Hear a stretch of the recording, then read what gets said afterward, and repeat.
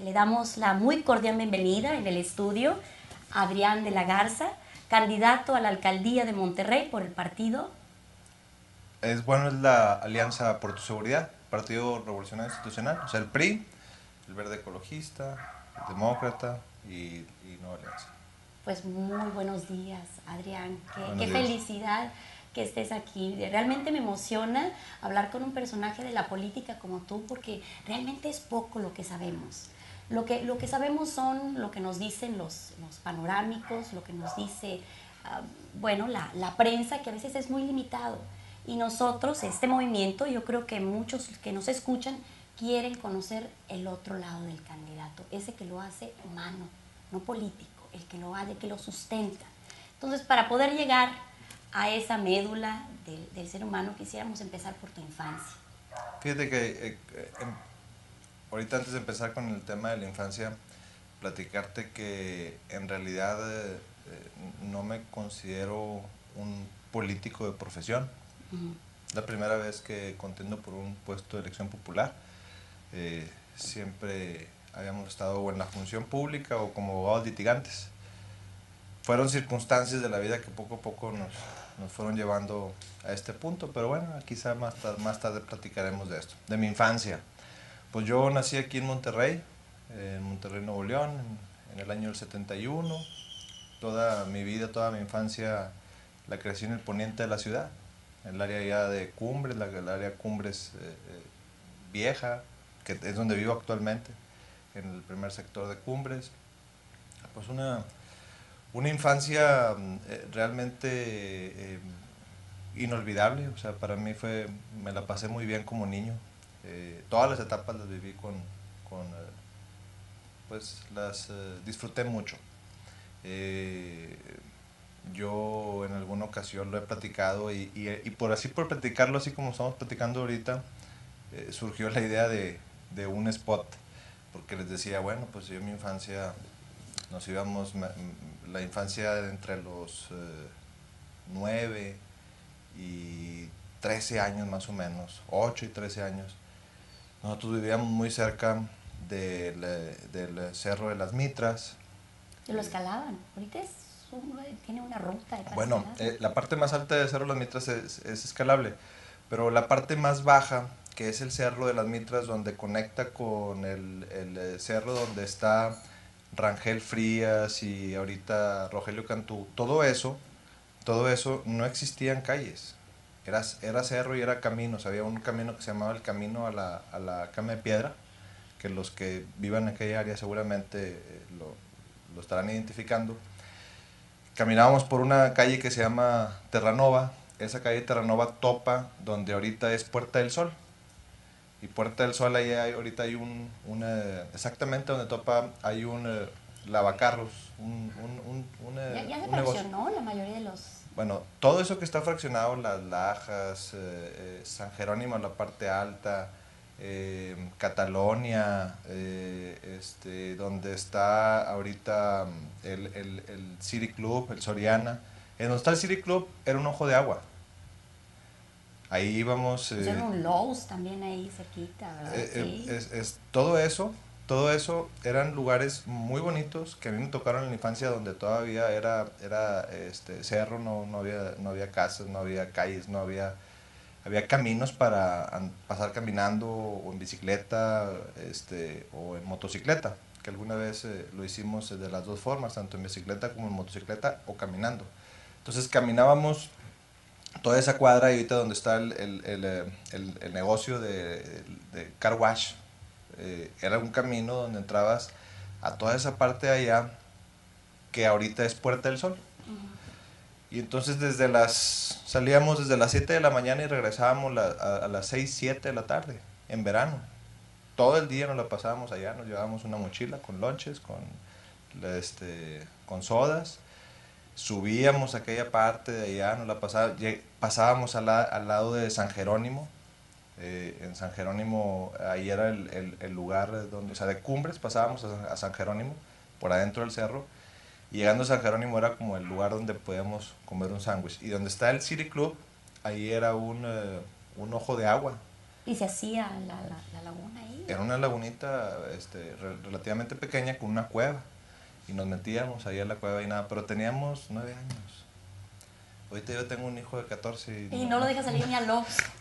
no, pues no en el Oxxo, pero sí, de perderlo toda Sí, la tarde sí. sin saber. Sí. No te llevaste tu celular. Y en aquel entonces no había absolutamente había nada de eso. No. Los papás sabían que salías y bueno, pues tenías que regresar. Era el patio particular de nuestra casa. Y esos juegos que recuerdas, ¿sí te acuerdas? Los juegos particulares. Bueno, claro. ¿Qué jugabas tú con Pues tus todo, amigos? el voto, las escondidas, el perseguidos, pues todo ese tipo de cosas más. Nosotros jugábamos, poníamos que eran 4 cuadras a la redonda y era jugar a los escondidos, pero no a las escondidas, a los escondidos. Entonces, hacíamos grupos. Un grupo eran los que se escondían y otro grupo eran los que los buscábamos. Poníamos ciertas reglas, algunas reglas que no valía meterse a las cucharas de las casas, cosas de esas, pero valía subirte a los árboles. Y entonces ahí andábamos circulando y nos pasamos toda la tarde jugando a ese juego que a final de cuentas, pues si encontrábamos antes al otro grupo, antes de que terminara la tarde, pues era como ganar, pero era un juego tardado, o sea, era un juego que nos llevaba toda la tarde y con mucha creatividad por la forma en cómo esconderse en los árboles o en las bardas, éramos unos gatos Pues no quiero, le parezco yo siempre a mis amigos cuando hablo de esa época, una romántica enamorada del pasado. Siempre les digo, las cosas del ayer parecen haber sido mejores que las de ahora, pero caramba, Adrián, dime si no hay evidencias de eso, hay marcadas evidencias de que nosotros teníamos una libertad que no tienen nuestros hijos. Y nos acompañaban los héroes de nuestra infancia. Así es. ¿Cuáles eran los tuyos? ¿Cuáles eran esos héroes de los cómics? De los ¿A cómics. quién admirabas? ¿Quién querías ser cuando te subías a las bardas o a los árboles esos que trepabas? Fíjate que curiosamente, digo, obviamente crecimos con todos los héroes, con todos los superhéroes. Es más, estaba el lugar donde se juntaban en las caricaturas, donde estaba como que la base, no me acuerdo cómo se llamaba, donde estaban todos los superhéroes. Pero muy particularmente creo que, sobre todo, quizá más el regiomontano, creció mucho con los programas de televisión. Con programas de televisión como Patrulla Motorizada, SWAT, Sí, eran de Manix, Koyak. Yo creo que eso fue parte. Lassie, ¿te acuerdas de esos? Bueno, sí, claro. Los clásicos. Claro, obviamente estaba Lassie, estaba el otro, el niño que era, que vivía como en un regimiento militar, el Cabo Rosti. Todos esos tipos de programas, hasta Lucy Ball, había un programa que era un refrito, porque ya era viejo, pero aquí lo veíamos. Sí, no, todos esos programas sí, pero yo me identifico mucho con los programas de aquella época, con los programas policíacos. Fíjate, a mí me gustaba, ¿por qué será? Sí, a mí me gustaba... ya tenías esa inquietud de niño. Digo, claro, como cualquier otro niño veíamos todas las caricaturas que había en aquella época, donde estaban pues los Cuatro Fantásticos. Pero era por atrapar al malo, o sea, te llamaba la atención el héroe. Me gustaba, por ejemplo, mucho, haciendo un poquito de memoria, ahorita que me estás tocando así, me acuerdo que a mí me impresionaba mucho cómo le hacía el líder del SWAT para poder llegar a un momento de una crisis y cómo resolver el problema. O sea, tú te vas a parar en aquel techo, me vas a cubrir estos flancos, tú vas a ir a tal parte. De alguna manera, en un momento dado, tomaba el liderazgo y el control de la situación para proteger a la gente. Ese era uno de los programas, pero por ejemplo había un detective muy bueno que era Manix. Me acuerdo. Manix como a través de la lógica de ir uniendo las ideas, de ir de una metodología que no existía en un protocolo que él estudiara, sino que él tenía la habilidad cognitiva para poder resolver enigmas, para poder resolver acertijos. Koyak hacía lo mismo, Starkey Hodge. Oye, ¿sí te gustaban las cosas policíacas? Fíjate que mi papá fue procurador cuando yo era niño. Entonces, de alguna manera estábamos muy involucrados en ese mundo, en el mundo de la investigación, en el mundo de, pues de resolver problemas, de ayudar a la gente. No es una posición política, la que te estoy comentando ahorita, es la verdad. Crecimos en la casa crecimos con con un incentivo o con un sentido de realmente, aunque ya está muy trillado, es que sí existe el servicio público. Sí existe que haya gente que nos apasione más el servicio público que una empresa, que ganar dinero. Yo tengo buenos amigos que han hecho empresa, que han hecho mucho dinero. eh, y en algunas ocasiones pues empieza un poquito la competencia de lo que ha sido la vida de cada uno de nosotros, de lo que soñábamos y que pensábamos desde que éramos niños. Y yo les digo que hay cosas que ellos no pueden comprar. Con todo el dinero que han hecho, no hay cosas que no pueden comprar. ¿Cómo qué? Por ejemplo, a mí me ha tocado entregarle a una madre a un hijo secuestrado. Ni con todo el dinero del mundo ellos que tengan, jamás lo van a poder comprar. Esa satisfacción, ese sentir el haber cumplido, el del haber cumplido, el de que hayamos tenido la posibilidad de regresarle a su hijo, a una mamá desesperada, el haber vivido con esa madre de familia, la Pero eso lo incertidumbre. hiciste ya siendo procurador de justicia. Y director de la agencia de investigaciones, fui jefe de la policía investigadora y fui director de averiguaciones previas. Hay cosas, eso no lo va a poder comprar. Él tiene aviones, amigos míos que tienen aviones, que tienen, pues pueden viajar por todas partes del mundo, pueden comprar muchas cosas. Le digo, eso no lo vas a poder comprar tú. Y eso para mí es más satisfactorio que tener millones en el banco. O el comerciante que está siendo extorsionado y que le da la posibilidad de sentirse libre de una presión, de decirle, es que a veces el comerciante que está siendo extorsionado porque le están cobrando piso o cosas de esas. Le están robando más que dinero, más que bienes. Exactamente. Su tranquilidad. Su paz. Y el poder tú hacer ese servicio, porque no le estás cobrando nada, no es un servicio que se cobre, sino que la satisfacción que tiene el funcionario es el haber servido. Digo que está muy trillado porque hay gente que no cree en eso. Lo que pasa es que son valores diferentes, hay cosas que le damos un valor diferente. Bueno, que la gente ya se está poniendo un poquito incrédula de las intenciones o los propósitos que tenga una persona, sobre todo un funcionario público, a hacer el bien. Quisiera volver, ahorita que mencionaste que tu papá fue procurador de justicia y que había un ambiente que determinó muchas cosas en tu infancia. Claro.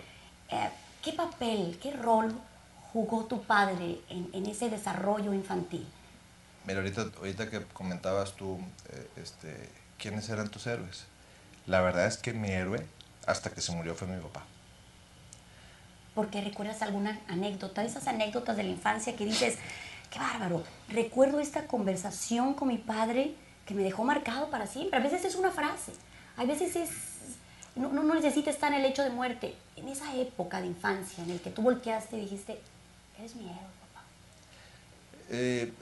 No tengo marcado un punto específico, o sea, desde que tengo uso de razón, ahí está, mi papá era el hombre cariñoso, el hombre amistoso, el que siempre tenía una broma que uno de pequeño lo veía, sabía que tenía problemas, no problemas, sino situaciones difíciles, presiones, y llegaba a la casa y te das cuenta que pues, era un humano, y un humano con sentido del humor, que de alguna manera siempre tenía una palabra de aliento, eh, este, entonces era como, como una luz cuando llegaba a la casa. Llegaba a la casa y la mamá obviamente, pero la mamá siempre estaba ahí y eso pues, pues todavía la tenemos afortunadamente. Pero recordando un poco a mi padre, pues así era. Y para mí era mi héroe porque yo sabía que había cosas difíciles afuera. A mi papá le tocó también una época, a mí me tocó una época difícil con el tema de delincuencia organizada y a mi papá le toca una época difícil con el tema de la guerrilla urbana, los setentas. Sí, recuerdo. 68, entró a los 68, 70, Sí, que también se... mi padre fue procurador, o bueno, entró a la procuraduría en los principios de los setentas y sale finales de los setentas, que fue una época difícil aquí en Monterrey, el tema de la guerrilla y bueno, no está, aunque éramos niños no estábamos ajenos a que sabíamos que había ese tipo de cosas. Obviamente no es lo mismo la guerrilla a lo que fue ahora en tiempos recientes el tema de delincuencia organizada, pero era un problema latente, un problema fuerte que se tenía en su momento. Y entonces mi padre, además de eso, lo que nos enseñó fue el tema del servicio público, de que sí existe realmente satisfacciones del servicio público, no de servirse del servicio público, no, sino de servir a la gente, se retribuye. Adrián, de esos valores que reconoces en tu papá cuando tú eras niño, ¿cuáles son los principales valores que él te entregó? Te dio una batuta y esa era... La honestidad. Sobre todo la honestidad, ser muy transparente, o sea, ser lo que se dice es lo que eres. Él fue un abogado muy brillante. La verdad es que ya yo como abogado, ya como compañero abogado, porque alcanzamos a trabajar en el mismo despacho juntos, la verdad es que a mí me sorprendía, no dejaba de sorprenderme su habilidad. Obviamente era muy admirado por otros litigantes, admirado incluso por jueces y magistrados. Tenía una habilidad para litigar increíble y sin embargo nunca se enriqueció. Yo le decía, oye papá, este es un asunto muy grande, deberías de cobrar más. No, él lo hacía por convicción, porque le gustaba su trabajo. Es más, se daba el lujo de poder escoger sus batallas, vamos a decirlo así, porque era un asunto que le apasionaba, que teníamos que trabajar por pasión, no por en búsqueda del dinero. ¿Y Adrián? ¿Qué heredó de su padre? Pues para desgracia de nuestros hijos de lo mismo. Trabajamos más por la pasión que por el dinero, digo, porque tenemos un despacho donde pudiéramos estar litigando, pero es lo que te comentaba al principio. Hay cosas en el servicio público que no le alcanzan al más rico del mundo tener, que es el poder servir a la gente. Me dicen los políticos, no digas eso porque nadie te lo cree. Pues no me lo creo, ¿no? Dijimos que íbamos a hablar transparente, íbamos a hablar lo que es. Ese es el propósito. Esa es la verdad de las cosas. Porque déjame decirte, Adrián, hay muchos mitos que rodean al político, ¿eh? Hay muchos mitos. Créeme que yo, entre más hago estas entrevistas, me estoy dando cuenta de la diferencia que es entre la persona que tiene sentada, la persona que es fuera de la política, a la que es dentro de la política y todos los mitos que a veces lo rodean. Estoy seguro que al escucharte mucha gente cambia el concepto de la persona. Tu desarrollo escolar. ¿Fuiste buen estudiante, esa primaria, secundaria? Pues fui un estudiante, no fui brillante, o sea, no fui el de la estrellita aquí, pero tampoco fui mal estudiante, fui un estudiante normal, medio, de 8 y 9 en promedio más o menos, o sea,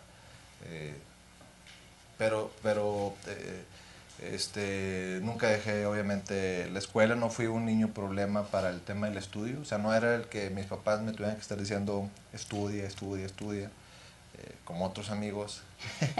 No voy a decir No voy a quiénes. decir quiénes, pero cuando vean la entrevista ellos sabrán a quiénes me refiero, a quiénes me refiero. No, siempre tuvimos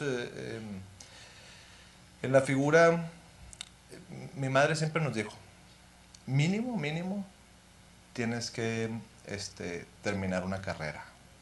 Nos decía siempre. ¿Por qué? Porque yo soy profesionista y tu papá es profesionista. Tú no puedes... Tienes que superar a la familia. Exactamente. Y entonces era como la zanahoria, ¿no? Hay que perseguir y como el rumbo. Eso hay, de mi madre puedo decir eso, siempre nos dio un rumbo. No puedes, no debes nunca que te pase esto, nunca puedes dejar la escuela, es malo, hay ejemplos de gente que ha dejado la escuela y hay que aprovechar que hay la posibilidad de estudiar. ¿Cuánta gente quisiera estudiar y no puede estudiar? Entonces como que siempre nos dio el rumbo. Entonces, de alguna manera, mi madre siempre estuvo muy, muy al pendiente de ese tipo de cosas, pero todos fuimos, creo yo, niños normales, no fuimos genios ni eruditos. Inquietos. Sí, inquietos sí. Da la impresión que fueron un grupo de... Sí. ¿Cuántos hermanos? 5 hermanos. Son 5 hermanos, todavía les tocó familia grande, Sí. hermanas. 2 hermanas, mi hermana es la mayor, se va a enojar cuando vea la entrevista. Revelando secretos familiares. Exactamente, mi hermana, tengo una hermana mayor, luego tengo un hermano, luego otra hermana, que es de las del medio, luego yo, que era el más chico, hasta que llegó un pilón, que es mi hermano Iván, el más chavo de la familia. ¿Compartiste la escuela con tus hermanos? Sí, bueno, mira, mi hermano, el mayor que yo, estábamos en el mismo colegio, pero él es 7 años mayor. O sea, yo estaba en primero. ¿Se abría esas brechas generacionales? Yo estaba en primero de primaria y él estaba en primero de secundaria. Entonces realmente nunca compartimos mucho dentro de la escuela, eran edificios diferentes. Pero sí, pues era cuando iba por mí en la salida, pues era mi hermano de secundaria, el señor para mí, ¿verdad? Y también era como un apoyo con los demás compañeros, porque pues tiene un hermano mayor, no digas nada. Me va a voltear. Sí. Pues era como decía la racilla, era el paro. Oye, Adrián, fíjate que los maestros en aquella época, que había un concepto muy distinto de los maestros. No es el concepto que tienen ahora los niños, que si el maestro les dice algo, no olvídate, el maestro se mete en problemas. Era un personaje muy importante en nuestro crecimiento, los admirábamos y siempre, siempre, a todo mundo que le pregunto, tiene un maestro que hasta el nombre recuerda de ese maestro que dices tú, ese era el maestro, porque casi se comparaba con un miembro familiar. Claro. ¿Tú te recuerdas algún maestro en esa época escolar en el que admirabas? Maestras y maestros. El colegio donde estuvimos es un colegio católico, entonces de una formación religiosa, pero entonces tuve maestros con formación religiosa y maestros, vamos a decirlo así, aunque eran de alguna forma católicos, no tenían una formación religiosa, es decir, no eran hermanos de alguna congregación, sino que eran maestros civiles, por decirlo de alguna manera. Entonces, esa combinación yo creo que fue muy, muy importante para la formación. Había un maestro, el hermano Pérez, le decíamos por su apellido, que era una persona grande, que pudiera pensarse que con una formación religiosa pues era súper persinado, y no, al final de cuentas alivianado. Muy alivianado, y esa era como que una figura que decías, oye, mira, o sea, a pesar de ser hermano, pues habla igual que nosotros, dice lo mismo que nosotros, era una persona grande, era un señor, yo creo, yo estaba en quinto año de primaria y un señor de 70 años, o 65, bueno, al menos así lo veía, y y hablaba el mismo lenguaje. Y eso era muy Yo importante. crecí en un colegio religioso y también era impresionante encontrar una monjita que se identificara contigo, que tuviera, Era mujer. sí, que tuviera ese vínculo que a pesar de ser monjita, yo te entiendo perfectamente, era amiga, era un ser humano. Y ese es el propósito también de Entrevista Ciudadana, que digan, mira, político, personaje del servicio público, y es como nosotros, porque tendemos a hacer esa separación del ciudadano que es común y corriente, que le duele, que vive, que siente, igual que todos nosotros.